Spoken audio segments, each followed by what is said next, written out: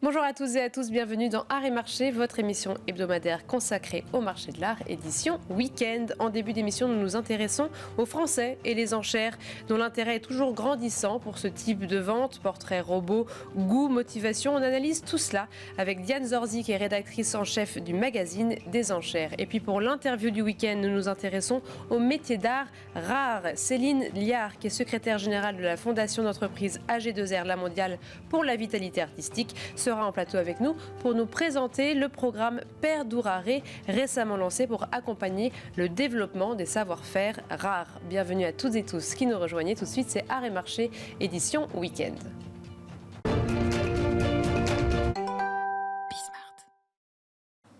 Alors déjouons quelques clichés sur les enchères. Une étude réalisée par Interenchères, le site de vente aux enchères en ligne et l'institut de sondage YouGov ont dressé le portrait robot de l'enchérisseur, mais aussi de ses goûts, de ses intérêts. Alors Diane Zorzi est mon invitée pour cette première partie d'émission. Vous êtes rédactrice en chef du magazine des enchères et responsable de ces études. Merci beaucoup d'être avec nous. Merci à vous.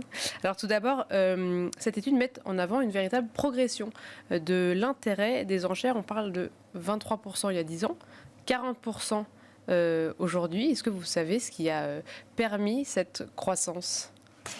Alors cette croissance a été vraiment favorisée par l'arrivée des ventes aux enchères en ligne. Et ces ventes aux enchères en ligne, en fait, ont connu un coup d'accélérateur inédit avec le Covid, puisque les commissaires-priseurs ont été obligés de déporter leur activité, puisque évidemment, avec les confinements, ils ne pouvaient accueillir de public en salle. Donc, ils ont été obligés de déporter leur activité en ligne. Et les habitués, les fervents adeptes des ventes aux enchères en salle ont été obligés eux-mêmes de prendre le pli des ventes en ligne et ils y ont pris goût. Ça a vraiment démocratisé en fait l'acte d'achat aux enchères.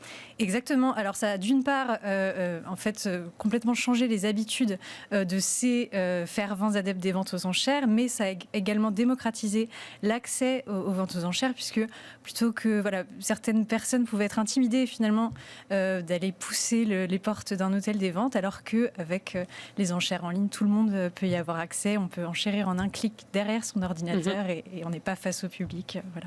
Et donc parmi les plus grandes motivations qui soutiennent ces actes d'achat aux enchères. Il y a en première partie, c'est les prix attractifs. Donc ça, c'est le premier cliché déjoué peut-être. C'est vrai qu'on parle souvent des plus grands prix, mais en fait, des plus grandes adjudications. Mais en fait, les prix sont quand même assez attractifs finalement dans le monde entier des enchères.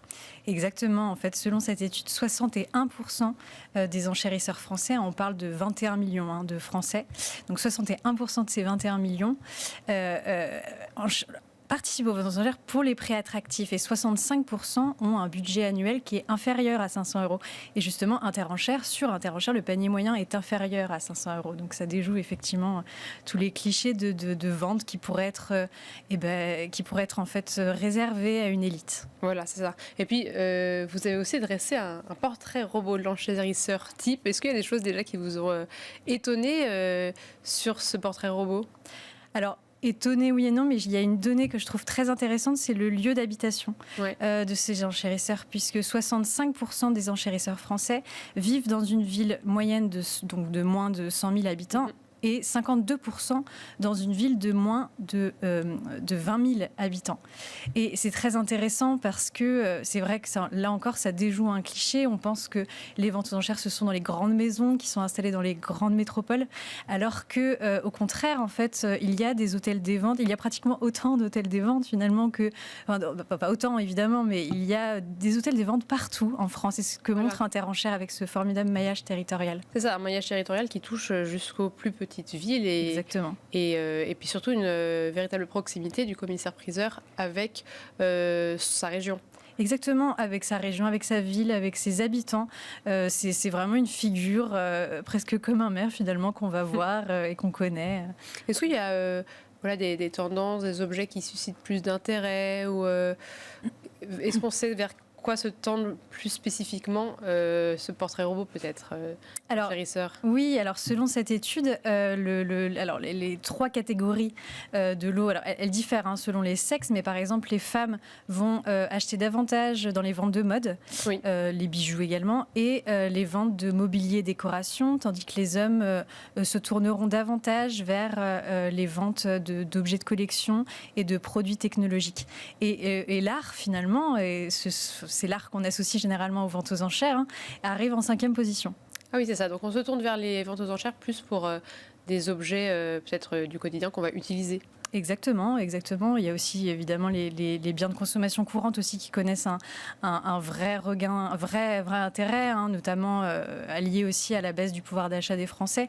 Et lié aussi à cette volonté de participer à ce circuit, à la circularité des objets. Oui.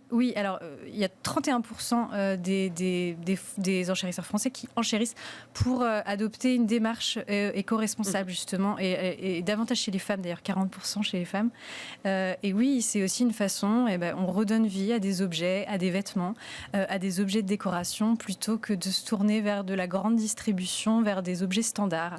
Voilà. Eh bien, merci beaucoup Diane Zorzi. On a donc renversé ces clichés, pas pour une élite, pas forcément dans des grandes villes, et plutôt online. S'il fallait résumer cette étude, vous êtes rédactrice en chef du magazine des enchères et responsable de ces études. Et tout de suite, on passe à l'interview du week-end.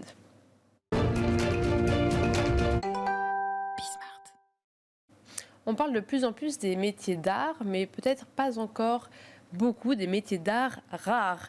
Et pour l'interview du week-end, j'ai le plaisir de recevoir Céline Liard, qui est secrétaire générale de la fondation d'entreprise AG2R La Mondiale pour la vitalité artistique. Et la fondation a lancé un programme spécifique pour permettre aux métiers d'art rares de se développer. Merci beaucoup d'être avec nous. Bonjour Sybille. Alors tout d'abord, est-ce que vous pouvez nous dire en quelques lignes qu'est-ce que l'AG2R La Mondiale et la fondation pour la vitalité artistique ? Alors AG2R La Mondiale, c'est un groupe d'assurance de protection sociale qui assure les particuliers, les entreprises, les branches pour protéger la santé, sécuriser le patrimoine, se prémunir contre les accidents de la vie et préparer sa retraite. C'est un groupe qui compte près de 15 millions de clients et qui accompagne à peu près 500 000 entreprises. C'est un groupe qui a la particularité d'être un assureur de personnes à gouvernance paritaire et mutualiste, et à ce titre en fait revendique un engagement citoyen très ancré dans les territoires, un engagement citoyen qui repose sur deux piliers. Un pilier social porté par une action sociale institutionnelle historique et l'action de la Fondation pour l'autonomie et la solidarité. Voilà, donc on a 2 fondations dans le groupe exactement. Et un pilier culturel plus récent qui est incarné par la Fondation AG2R La Mondiale pour la vitalité artistique. Alors cette fondation, elle a été créée en 2017 de la volonté de ses fondateurs de structurer un engagement culturel plus ancien autour d'un positionnement très singulier qui est celui de l'art pour l'art en région. D'accord. On a depuis l'origine accompagné à peu près 178 dossiers dans les 3 axes thématiques qui guident notre action: la préservation du patrimoine artistique, la valorisation de la création contemporaine et la promotion des métiers d'art.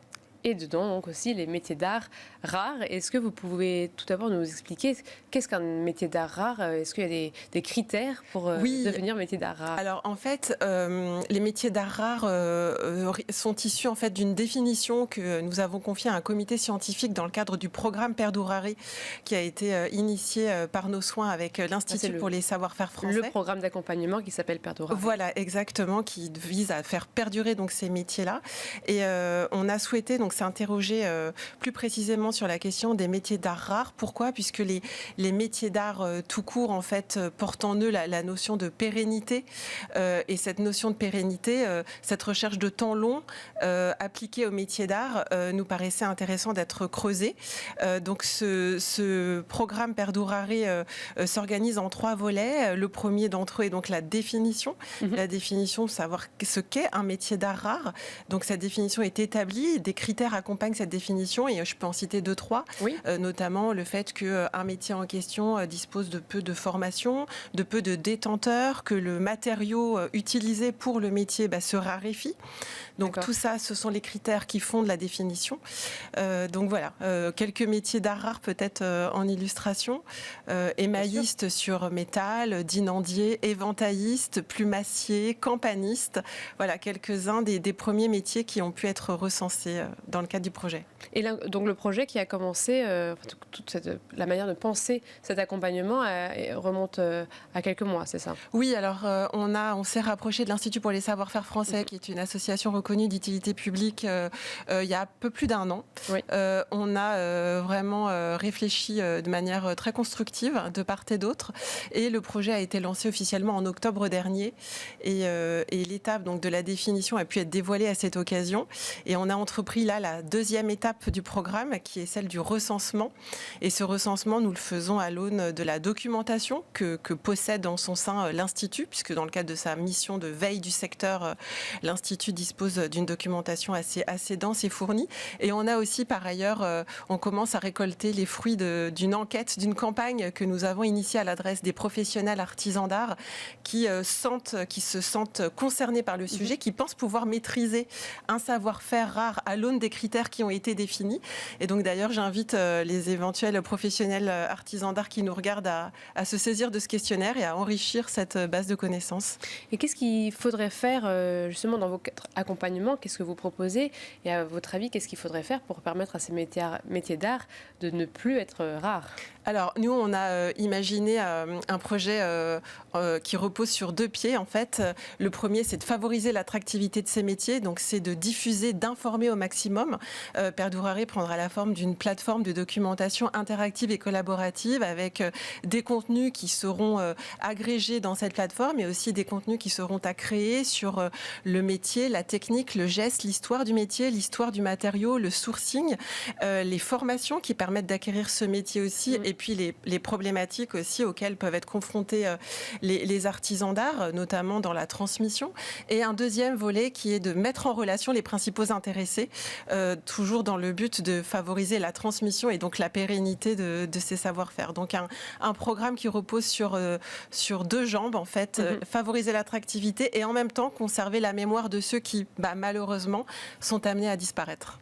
Et quels sont les chiffres clés des métiers d'art rare? Est-ce que vous avez déjà un petit peu une cartographie? Vous savez déjà ce que ça représente au sein de tous les métiers? Alors, pour l'instant, on a identifié 122 savoir-faire rares sur une base qu'on n'a pas encore complètement déterminée. Il faut savoir qu'en fait, on part des 281 métiers d'art qui existent déjà, qui sont formalisés. Mais les savoir-faire rares, on pense qu'on en aura un petit peu plus, notamment par le fait que savoir-faire permet d'aller au-delà du métier. Le savoir-faire permet une définition plus large, permet d'inclure la question des matériaux, de l'extraction des matériaux. Oui. Donc ça va au-delà même du métier. Donc pour l'instant, ce que je peux vous dire, c'est qu'on est à peu près à une 120aine de savoir-faire rares identifiés, mais c'est évolutif et ce recensement n'a pas vocation de s'arrêter. C'est évolutif et ce sera suivi par l'Institut. On espère qu'il va réduire même. C'est ça. Tout l'intérêt du projet, en effet, c'est qu'il y en ait le moins possible. Eh bien, merci beaucoup. Céline Liard, je rappelle que vous êtes secrétaire générale de la fondation d'entreprise AG2R La Mondiale pour la vitalité artistique. Merci de nous avoir expliqué ce programme Perdurare.